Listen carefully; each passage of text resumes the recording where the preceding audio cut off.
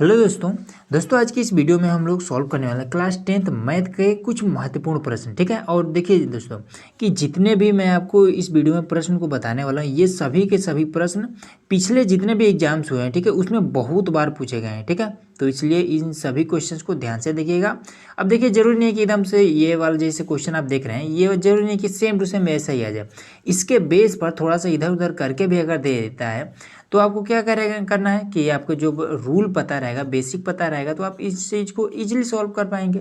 ठीक है, तो चलिए इस क्वेश्चन को सॉल्व करते हैं। तो क्वेश्चन है कि सिद्ध कीजिए कि √5 एक अपरिमेय संख्या है। ठीक है, तो देखिए इसको कैसे करेंगे, आसान है। सबसे पहले तो आपको हल लिखना है, उसके बाद से लिखना है कि माना इसका सेम अपोजिट मान लेना है। ठीक है, मतलब अपरिमेय है तो हमें परिमेय मान लेना है।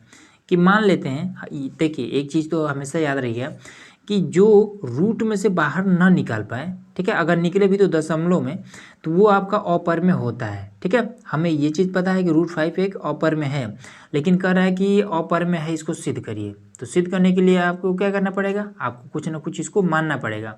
तो हम मान लेते हैं कि ये परिमेय है। ठीक है, हमने चलिए ठीक है, हमने मान लिया कि ये परिमेय है। अब इसके बाद से इसको हम सिद्ध करेंगे। तो लिखेंगे कि माना √5 एक परिमेय संख्या है।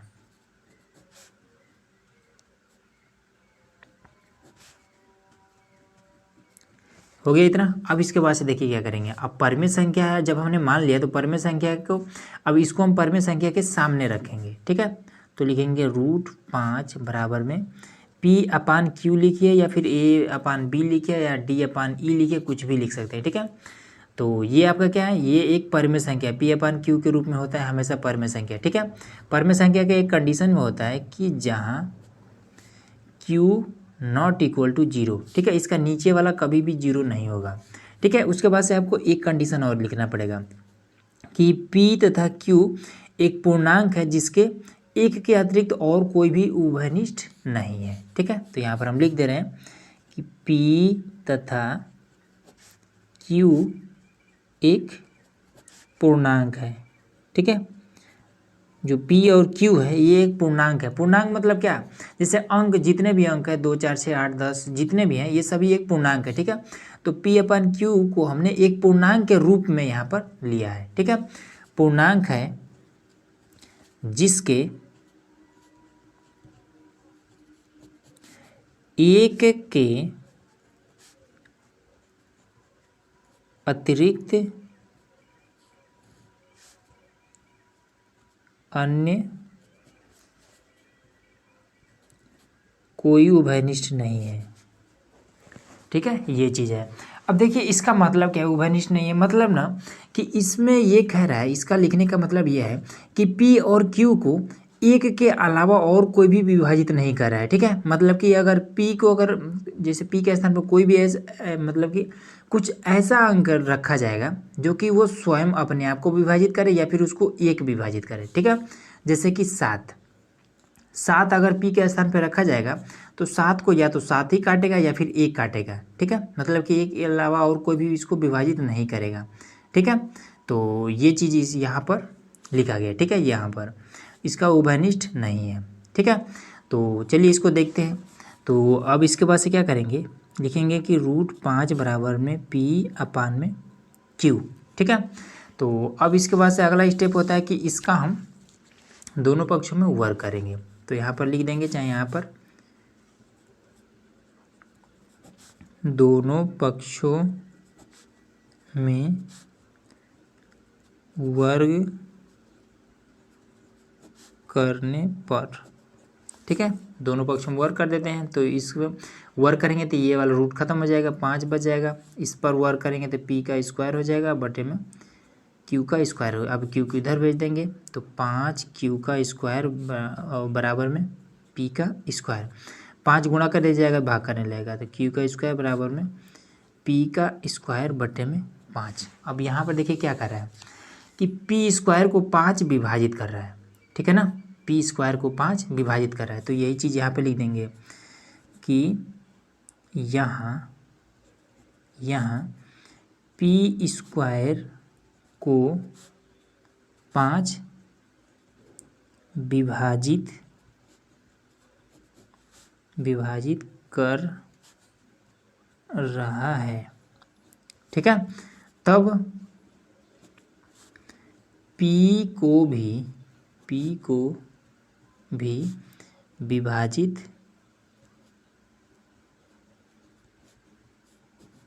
करेगा, ठीक है। अब देखिए ये चीज़ हम लिख क्यों रहे हैं, क्योंकि देखिए अभी हमने शुरुआत में ही हमने एक कंडीशन इसमें बनाया था कि ये P और Q क्या है, एक मतलब कि उभयनिष्ठ है, इसका एक के अतिरिक्त इसका कोई भी उभयनिष्ठ नहीं है, मतलब कि एक और ये स्वयं के अलावा इससे और कोई नहीं विभाजित कर सकता है, ठीक है। लेकिन यहाँ पर हम जब हल करते हुए आए हैं तो हम देख रहे हैं कि यह 5 इस P स्क्वायर को विभाजित करता है या फिर P को विभाजित करता है, ठीक है। तो यहाँ पर से हमारा कुछ मामला गड़बड़ होने लगा है, ठीक है। अब देखिए आगे और भी इसको कैसे करेंगे।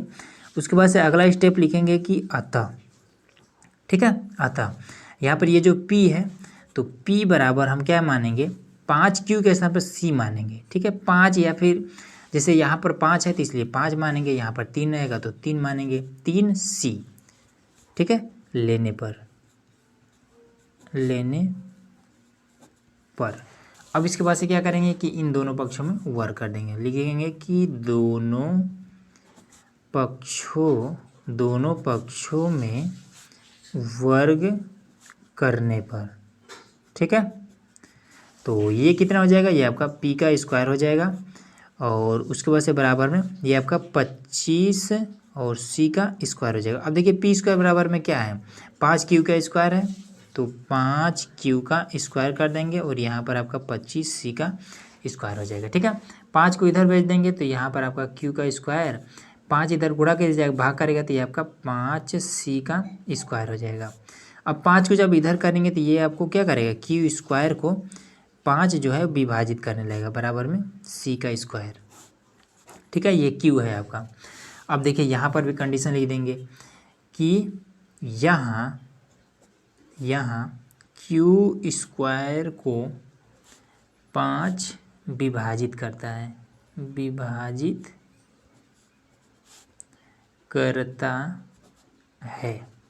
ठीक है। तब Q को भी विभाजित करेगा, ठीक है। जैसे इसको मान लीजिए कुछ ऐसे समझिए, यहाँ पर मान लीजिए 25 को 5 काट रहा है तो क्या 5 को नहीं काट सकता है, काट सकता है, ठीक है। ये आपका क्या है, 5 का स्क्वायर में है, ये 5 विभाजित कर रहा है, इसमें स्क्वायर नहीं लगा है, बस सिंपल इतना ही अंतर है। तो ये चीज़ है। अब देखिए अब यहाँ तक हमने कर दिया, ठीक है।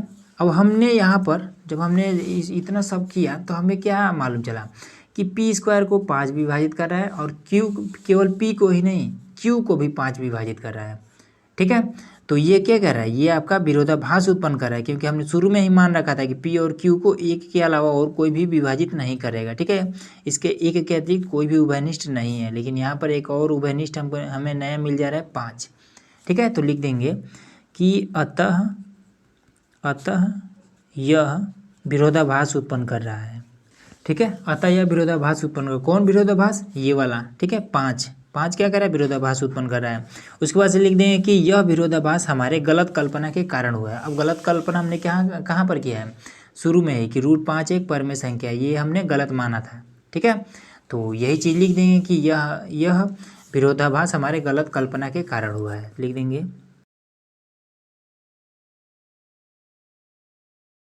तो यहाँ पर हमने लिख दिया कि यह विरोधाभास हमारे गलत कल्पना के कारण है, बस इतना आपको कर देना, बस आपको फुल नंबर मिल जाएंगे, ठीक है। और कुछ भी करने की जरूरत नहीं है।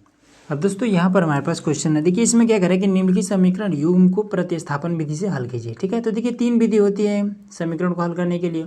पहला आपका होता है प्रतिस्थापन विधि, विलोपन विधि और वज्रगुणन विधि, ठीक है। तो तीनों का वीडियो हमने ऑलरेडी बना रखा है, ठीक है, और उसका लिंक भी आपको डिस्क्रिप्शन में मिल जाएगा। तो चलिए इसको सबसे पहले हल करते हैं। तो देखिए इसमें करना क्या होगा, सबसे पहले हर बराबर करेंगे, तीसरा इसमें गुणा करेंगे, 3 3 का 9x हो जाएगा, इसका गुणा इसमें करेंगे तो 10y हो जाएगा, कुछ इस तरीके से। ये आपका हो जाएगा 9x माइनस का, इसका इसमें कर देंगे तो आपका 10y हो जाएगा, ठीक है। अब देखिए बट्टे में इन दोनों का गुणा करके बट्टे में लिखा जाता है, ठीक, और बराबर में आपका यहाँ पर है कितना -2, ठीक है। देखिए बटे में लिखेंगे फिर -2 लिखेंगे, ठीक। उसके बाद से फिर आगे जाए गुणा करेंगे। इससे बढ़िया है कि ये जो बटे है मतलब कि ये 6 क्या करेंगे, ये 2 3 6 यहाँ पर लिखेंगे, 6 इसमें भाग कर रहा है, तो इससे बढ़िया है कि इसको उठा करके बराबर की इधर कर दें तो 2 के साथ में गुणा कर लेगा। तो -2 है तो 6 से गुणा करेंगे तो -12 हो जाएगा। समीकरण 1 आपका कंप्लीट हो गया। अब इसमें देखिए इसमें भी तीसरा गुणा करेंगे तो आपका 2x प्लस में 3y हो जाएगा, फिर 2 3 6 हो जाएगा। अब 6 को बराबर की इधर ला देंगे तो ये आपका कितना हो जाएगा 13/6 गुणे का 6। अब इससे आपका कट जाएगा, ये इसी को हम मान लेंगे समीकरण 2, ठीक है। तो चलिए अब इसको सबसे पहले हल करते हैं। तो 2x प्लस का 3y बराबर में 13, ठीक है। इसको इधर भेज देंगे तो 2x बराबर में 13 माइनस का 3y, ठीक है। अब 2 को इधर भेज देंगे तो x बराबर में 13 माइनस का 3y बट्टे में आपका 2 हो जाएगा। अब देखिए ये हमने समीकरण 2 को हल किया है, ठीक है, तो x का मान निकाल लिया है। अब इस x के मान को उठा करके समीकरण 1 में रख देंगे x के स्थान पर।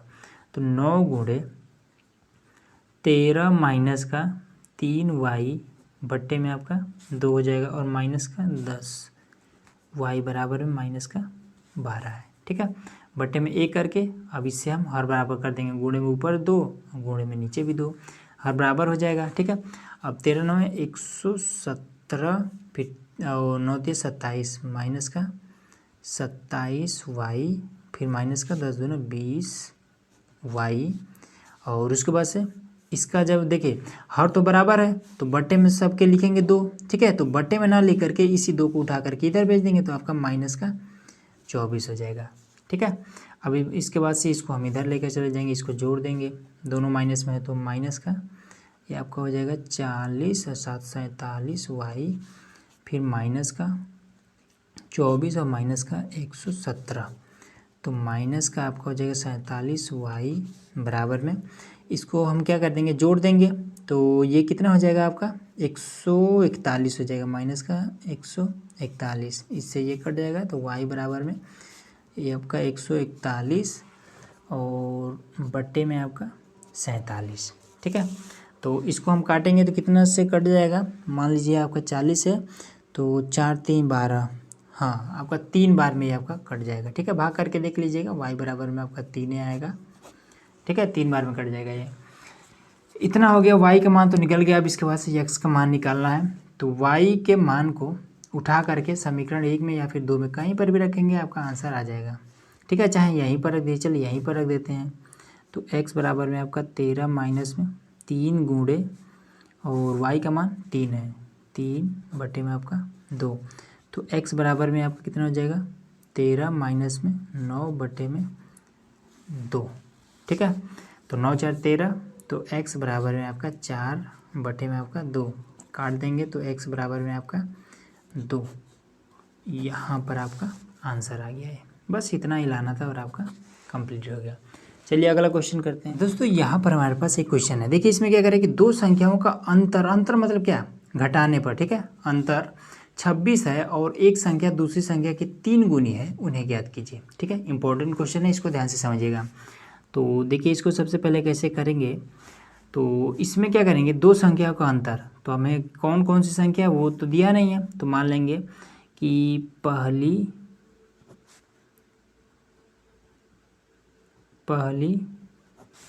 संख्या हम मान लेते हैं x, ठीक है, दूसरी संख्या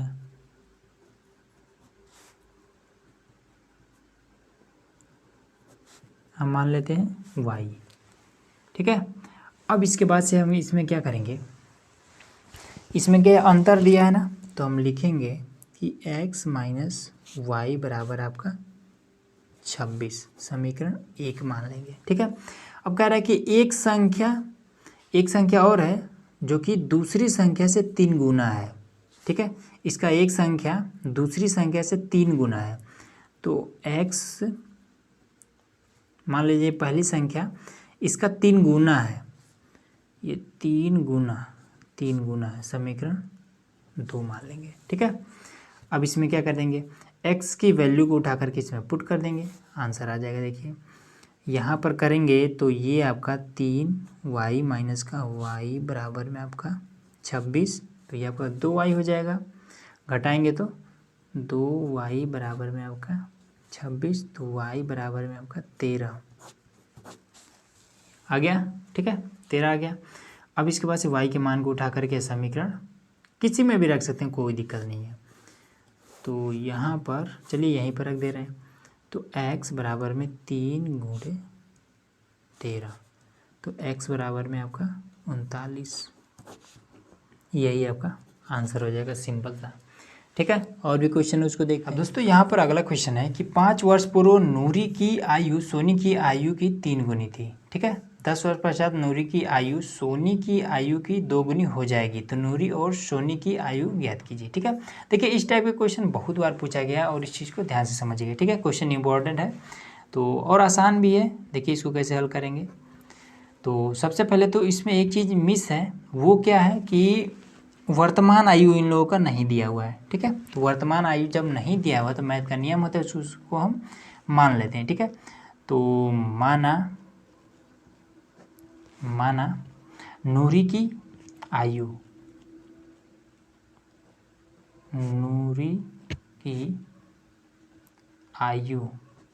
बराबर हम x मान लेते हैं। ठीक है, और सोनी की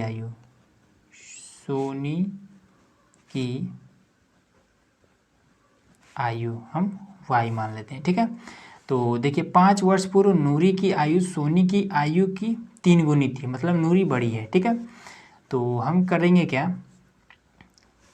इसमें क्या कह रहा है कि 5 वर्ष पूर्व मतलब कि हमें वर्तमान में जितने भी हैं हमें उससे पीछे जाना है, माइनस में जाना है। ठीक है, तो हम माइनस कर देंगे, तो नूरी की आयु में से 5 वर्ष माइनस करेंगे। ठीक है, बराबर लगाएंगे, और सोनी की आयु में से भी 5 वर्ष माइनस करेंगे, तो y माइनस का 5। ठीक है, अब देखेंगे कि इसमें बड़ा कौन है, तो नूरी बड़ी है, सोनी छोटी है। तो देखिए इसमें आगे क्या है कि 5 वर्ष पूर्व नूरी की आयु सोनी की आयु की 3 गुनी है, तो ये 3 तो समझ में आ रहा है, गुनी अगर कहीं पर भी आ जाए तो समझ जाइएगा कि हमें गुणा करना है। ठीक है, तो गुणा किस में करेंगे, छोटे वाले में। किसकी आयु छोटी है, तो सोनी की आयु छोटी है, तो यहाँ पर 3 से, तो x माइनस का 5 और बराबर में आपका 3y और माइनस का आपका हो जाएगा 15। ठीक है, इसको इधर भेज देंगे, इसको इधर, तो x माइनस का 3y माइनस से इधर जाएगा प्लस हो जाएगा, तो इसके साथ में घट जाएगा, तो माइनस का 10 हो जाएगा। ये समीकरण 1 हो गया। ठीक है, अब इसके बाद से अगला समीकरण यहाँ पर बना लेते हैं। तो अगला क्या करें, 10 वर्ष पश्चात मतलब क्या, आगे वर्तमान में जितने भी हैं उससे 10 वर्ष आगे जाना है, तो आगे जाने के लिए प्लस करना पड़ेगा, तो x प्लस में 10 कर देंगे और बराबर के इधर y प्लस में 10 कर देंगे। ठीक है, छोटी ये है, y छोटी है, तो अब इसमें क्या आगे देखेंगे, 10 वर्ष पश्चात नूरी की आयु सोनी की आयु की 2 गुनी हो जाएगी। ठीक है, तो इसमें 2 से गुणा कर देंगे, तो x प्लस में 10 बराबर में 2y प्लस में 20, इसको इधर करेंगे तो x माइनस का 2y बराबर में 20 है, इसको हम इधर ला देंगे तो माइनस का 10, तो समीकरण बन गया आपका कि 2y बराबर में आपका 10, समीकरण 2। ठीक है, ये चीज़ होता है। अब इसके बाद से क्या करेंगे, आपका सिंपल है कि विलोपन विधि, प्रतिस्थापन विधि या फिर वज्र गुणन विधि, तीनों में से किसी विधि से इसको हल कर सकते हैं, आंसर आ जाएगा। विलोपन विधि आसान है, इसको कर देते हैं, तो दोनों को हम क्या करेंगे, घटा देंगे, तो x माइनस का 3y बराबर में माइनस का 10। अब इसको भी x माइनस का 2y और बराबर में 10, यहाँ प्लस है माइनस कर लेंगे, माइनस है प्लस कर लेंगे, यहाँ पर प्लस है माइनस कर लेंगे। ठीक है, देखिए इससे तो आपका ये कट गया। अब इसको हम क्या करेंगे, घटा देंगे, तो माइनस का y, इसको भी दोनों माइनस हो जाएगा, माइनस का 20, इससे आपका कट जाएगा, तो y बराबर में आपका 20 आ गया। ठीक है, अब y के मान को समीकरण 2 में रखिए या फिर 1 में रखिए, तो x माइनस का 2 गुणे इसके स्थान पर हम 20 रख देंगे, बराबर है आपका 10 है, तो x बराबर में आपका x माइनस का हो जाएगा 40 बराबर में 10, इसको इधर भेज देंगे तो x बराबर में आपका 50 हो जाएगा। सिंपल आपका आंसर आ गया। ठीक है, आसान था। अगला क्वेश्चन देखिए। अब दोस्तों यहाँ पर एक क्वेश्चन है, ठीक है, ये भी इंपॉर्टेंट क्वेश्चन है जो कि समांतर श्रेणी चैप्टर से है। ठीक है, तो देखिए इसमें क्या कह रहा है कि किसी एपी के तीसरे और 9वें पद क्रमशः 4 और माइनस का 8 है, तो इसका कौन सा पद शून्य होगा। ठीक है, अब इसका क्या मतलब है, तो पूछ रहा है कौन सा पद शून्य होगा, कौन सा पद। तो देखिए पद को हम an से दर्शाते हैं। ठीक है, कौन सा पद शून्य होगा, an बराबर में एक बार आपको 0 रखना पड़ेगा। ठीक है, तो आगे देखेंगे कैसे कैसे होगा। अब देखिए आपको इसमें जैसे मान लीजिए कि समांतर श्रेणी में a1 को क्या कहते हैं, पहला पद कहते हैं, a2 को क्या कहते हैं, दूसरा पद। इसी तरीके से तीसरे पद को क्या कहेंगे, a3 कहेंगे। a3 आपका कितना है, 4 है। 9वां पद मतलब कि a9 आपका कितना है, माइनस का 8 है। ठीक है, तो कह रहा है तो इसका कौन सा पद शून्य होगा, तो an बराबर में 0, ये चीज़ भी हमें बताना है। अब देखिए इसके लिए एक फॉर्मूला होता है, ठीक है, जो कि आपको पता भी होगा कि जैसे कि आपको a3 बराबर में लिखना है तो आप लिखेंगे a+3 है तो एक कम करके 2 लिखेंगे और यहाँ पर d लिख देंगे। ये आपका a3 का फॉर्मूला हो गया। ठीक है, इसी तरीके से a9 का भी, a9 का करना है तो a+ में 9 है तो यहाँ पर 8d कर देंगे और ये आपका फॉर्मूला रेडी हो गया। ठीक है, ये चीज़ अगर नहीं पता है तो इस टाइप के तो क्वेश्चन नहीं हल कर पाएंगे, ये चीज़ ज़रूरी है। अब इसके बाद से देखिए, चलिए यहीं पर कर देते हैं। तो a3 बराबर क्या है, 4 है तो यहाँ पर हम 4 पुट कर देंगे, तो 4 बराबर में a+2d। अब a9 बराबर में क्या है, माइनस का 8 है तो माइनस का 8 बराबर में a+8d। ठीक है, अब इसके बाद से देखिए यहाँ पर, तो यहाँ पर माइनस है प्लस हो जाएगा, यहाँ पर माइनस हो जाएगा, यहाँ पर प्लस है माइनस हो जाएगा, इससे आपका ये कट जाएगा, 8 4 12 और यहाँ पर आपका घट जाएगा तो माइनस का आपका 6 और d हो जाएगा। इसको हम इधर कर देंगे तो 6 दूना 12, तो 12 बट्टे में माइनस का 6 बराबर में d। जब ऐसे काटेंगे तो आपका माइनस का 2 ही तो आएगा बराबर में d, तो ये चीज़ आपका आ गया। ठीक है ना। अब इसके बाद से देखिए इसमें हम क्या करेंगे, d तो निकल गया, अब हम a भी निकालेंगे। यहाँ पर ये जो a है इसको भी हमें निकालना पड़ेगा। तो चलिए हम क्या करते हैं, ये से ये मान लीजिए समीकरण आपका 1 है, ये आपका मान लीजिए समीकरण 2 है, तो 1 या फिर 2 कहीं पर भी हम d के स्थान पर हम मान रख देंगे, a का मान निकल जाएगा। तो यहाँ पर देखिए 4 है तो यहाँ पर तो आपका 4 हो जाएगा बराबर में a, तो यहाँ पर a लिखेंगे प्लस का 2d है तो 2 लिखेंगे, d के स्थान पर d का मान माइनस का 2। अब 2 दूना 4 हो जाएगा, माइनस का 4 को जब बराबर की इधर लाएंगे तो प्लस में हो जाएगा, तो 8 बराबर में a हो जाएगा ये चीज़। ठीक है, तो d का मान यहाँ पर निकल गया, a का मान यहाँ निकल गया। अब इसके बाद से an बराबर में ये निकाल लेंगे। ठीक है, तो देखिए फॉर्मूला होता है कि an बराबर में a+ n-1 और d, ये हमारा होता है फॉर्मूला। ठीक है, an बराबर हमें 0 बताना है तो an का मान हम 0 रखेंगे, a का मान हमने 8 निकाल रखा है यहाँ पर, n का मान हमें बताना है -1 और d का मान यहाँ पर हमारे पास -2 है। ठीक है, तो इसको हम इधर करेंगे तो माइनस का आपका हो जाएगा 8 n-1 और ये वाला क्या हो जाएगा, इसके साथ में गुणा कर रहा है, इधर जाएगा तो भाग करने लगेगा, तो बट्टे में -2, इससे ये कट गया, इससे ये कट गया, तो आपका क्या बचा 4 और n-1 माइनस है, इधर जाएगा तो प्लस में हो जाएगा, तो 5 बराबर में n। ठीक है, तो इसमें क्या बताना था कि कौन सा पद क्या होगा, शून्य होगा, तो हम कहेंगे कि 5वां पद शून्य होगा।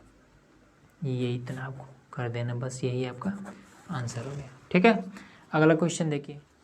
अब दोस्तों ये वाला जो प्रश्न है जो अभी हमने बताया है क्वेश्चन, सेम उसी प्रकार से ये भी हल होगा। ठीक है, देखिए इसमें क्या है कि उस एपी के प्रथम 51 पदों का योग ज्ञात कीजिए जिसके दूसरे व तीसरे पद क्रमशः 14 और 18 है। ठीक है, तो देखिए प्रथम 51 पदों का योग, ठीक है। तो पद को हम क्या करते हैं, n से दर्शाएंगे, ठीक है। पदों की संख्या यहाँ पर दी गई है, ठीक है। जैसे कहता है कि कौन सा पद 0 है, तब हम क्या करते हैं, जब पद को दर्शाना होता है तब हम n लिखते हैं। लेकिन यहाँ पर पदों की टोटल संख्या दे रखी है, तो संख्या मतलब नंबर मतलब n, तो n बराबर में आपका 51 दे रखा है, ठीक है। और उसके बाद से दूसरे व तीसरे मतलब कि A2 बराबर में आपका 14 है और A3 बराबर में आपका 18 है, ठीक है। तो अब इसको हम कैसे करेंगे, तो सेम ये वही वाला फॉर्मूला इस पर अप्लाई कर देंगे। तो फॉर्मूला देखिए यहाँ पर हम लिख दे रहे हैं कि A2 बराबर में A प्लस 2 में से 1 घटेगा तो कितना हो जाएगा, 1 ही बचेगा, तो D के साथ में 1 का गुणा मतलब D ही रह जाएगा। और A3 बराबर में A प्लस 2D हो जाएगा। अब इसके स्थान पर हम क्या करेंगे, मान रख देंगे। A2 का मान 14 बराबर में A प्लस D, समीकरण 1। और इसका 18 है, तो 18 बराबर में A प्लस 2D, समीकरण आपका 2। माइनस कर देंगे, ये भी माइनस ये भी माइनस, सब प्लस में तो माइनस हो गया।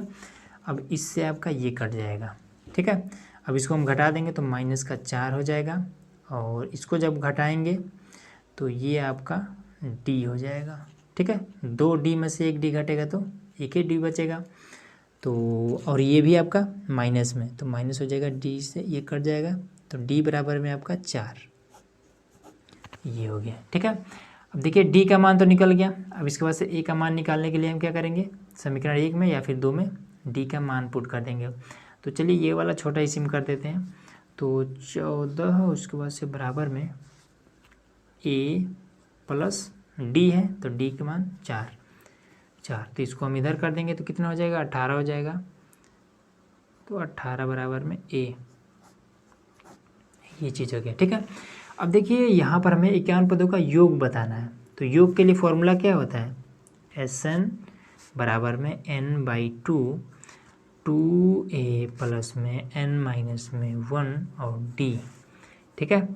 तो SN बराबर में n बराबर 51 है, ठीक है। पदों की संख्या बटे में 2 कर देंगे।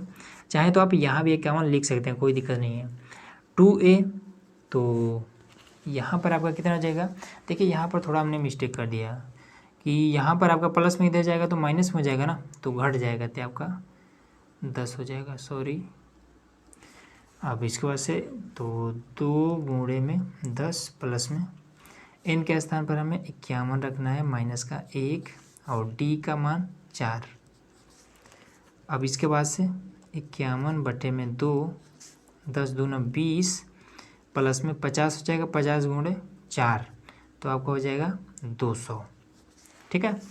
अब इसके बाद से क्या करेंगे कि 51 बटे में 2, इसको इसमें जोड़ देंगे तो 220 हो जाएगा, 2 से ये कट जाएगा, तो आपका हो जाएगा 51 गुणे 100 और 110, ये हो जाएगा, ठीक है। अब 110 का इसमें गुणा करेंगे तो कितना हो जाएगा, तो 11 एक का नाम 11 का 1 और 11 5 55 1 56, ये वाला 0 यहाँ उठा कर रख देंगे, 56 10, ये आपका SN बराबर में माना जाएगा, ठीक है।